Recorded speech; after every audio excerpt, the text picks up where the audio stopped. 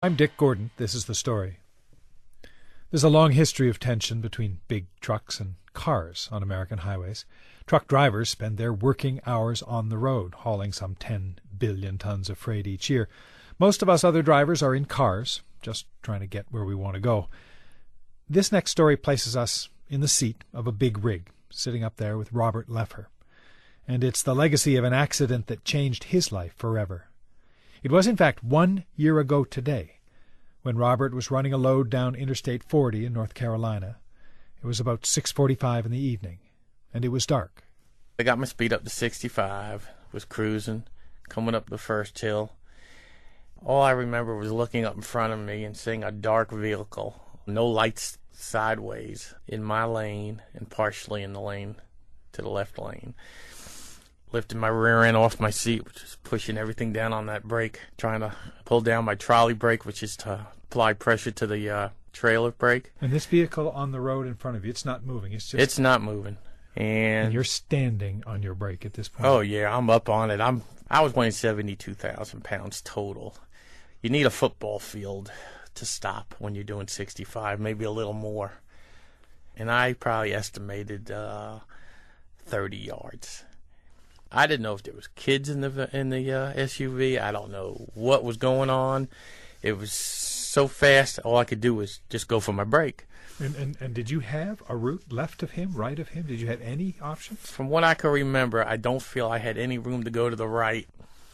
If I went directly into the left lane, I'm thinking there was a vehicle in that lane next to me, and it wouldn't have been right for me to just bully them off the road and cause them to crash.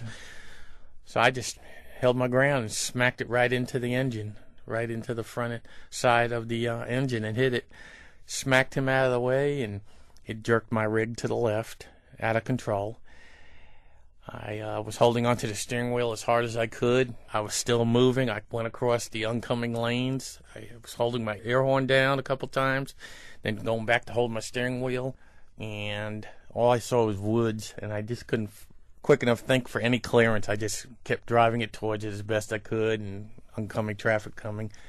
And by God's grace, I didn't hit nobody. I found out later on I grazed one vehicle where they were able to stop in time, and I was able to still keep it going away from them. And went up into the woods a little bit is what I remember. It felt like forever, though. All I saw were these trees. And I thought about bailing out. I actually went to undo my seatbelt and thought about going out my door and jumping, but I thought also that the trailer might fall and tip on me.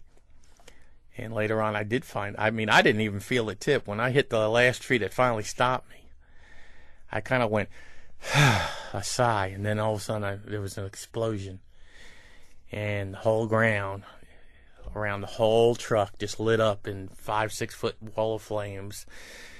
And the heat was that fast that it exploded all the glass, the front windshield, the side glass, and the little back glass. The heat came in like a mighty rushing oven. I turned my head, took a deep breath, went to go out the door. My foot was stuck. I just asked God to have mercy on me. My child, my wife went through my mind. I pulled, and then I went to reach down to undo my shoelace. The heat was so intense I could just feel my skin burning. Then all of a sudden my foot came loose, opened the door, didn't really think which way to go, went out, and as soon as I stepped out I was lit on fire, everybody said. And I was just swatting myself, and that's probably why my hands got burnt so bad from swatting. I was just trying to keep the fire off of me and run, and then I closed my eyes. It was so bad, and I felt a hand pushing me, which ended up being a football player named Clay, and he pushed me back to the highway because I was actually going into the woods, and from what I understood, my clothes were setting the woods on fire as I was going. This one lady was walking with me, and she was just screaming hysterically for me to get down, get down. I got down. I was rolling back and forth like I remembered to do, and then everybody came out of nowhere with fire extinguishers and just put me out. They were using the extinguishers on you. Yeah, there was one gentleman that actually was using a water fire extinguisher on me. But this one gentleman, after I felt the fire out, I guess it was shock, I got up on my feet and I looked and saw my skin hanging off, and I felt a little bit of the pain, nothing excruciating, but I knew I was I knew I was burned pretty good. All I saw was my pants on. They looked like the Incredible Hulk, ripped out of them. No T-shirt. I was just walking down the highway a little bit. Everybody I can't kept believe telling you're on me. your feet at this point. Yeah, I guess it was adrenaline. And then this gentleman just walked up to me, and I guess because my waistline was still on fire, he just come up to me and sprayed around my waist, and he just looked into my eyes like, man, he just felt so bad for me, the kind of look. And, I was just amazed at how quick the ambulance got there. I happened to just turn around one time and look, and the whole woods was ablaze. You're still on your feet at this point. Still on my feet. Still on my feet. The ambulance then shot around in front of me, and at that time I'd asked this lady to let me make a phone call on her cell phone to dial it for me, and she did, and came over and put me on, I think it was speakerphone, I'm not sure. But I knew I couldn't hold the phone, and my wife answered it, and I said, hey, honey, listen, got in a pretty bad accident. I thought I told her I got burned pretty bad, but I'll be all right. She said I didn't say nothing like that to her. She just said I was in a bad accident. And I'll let Jackie, I found out her name was later on. I said, let her explain what you need to do. My wife didn't say nothing. She was just quiet.